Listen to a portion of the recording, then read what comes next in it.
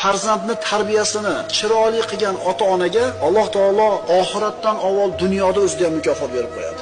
Robbana hab lana min azwajina va zurriyyatina qurrata a'yun. Parvardigor, o'zing bizlarga jufti halollarimizdan va zurriyotlarimizdan shod-u xurramlikni ato etgin. Ayolidan, farzandidan inson qachon shod-u xurram bo'ladi? Qachon ularni ko'rganda ko'zi quvonadi? Qachonki tarbiyasini zo'r qilgan bo'lsa, yoshligida parvarishini zo'r qilgan bo'lsa, halol yegizgan bo'lsa, Allohni tanitib, bolasini haqlarini bergan bo'lsa, bu bola katta bo'lganda albatta ota-onasining ko'zini quvontiradi. Undan tashqari qaysi ota o'lmaydi bilasizlarmi? Bir otaki uni farzandi shu ota xohlagandek odam bo'ldi. Ota bolasini qanaqa bo'lishini xohlovdi. Bola shunaqa bo'lib yetishdi. Mana shu ota o'lmas ekan. Shuning uchun farzandlarini tarbiyasini zo'r qilgan ota o'lganda ham savob amallari tirik bo'ladi. Ayrim odamga bolangiz yaxshi inson bo'pti, tarbiya qilganingizga Alloh rozi bo'lsin, solih farzand boqibsiz desa, bu ota uchun dunyodagi eng katta boylik shu.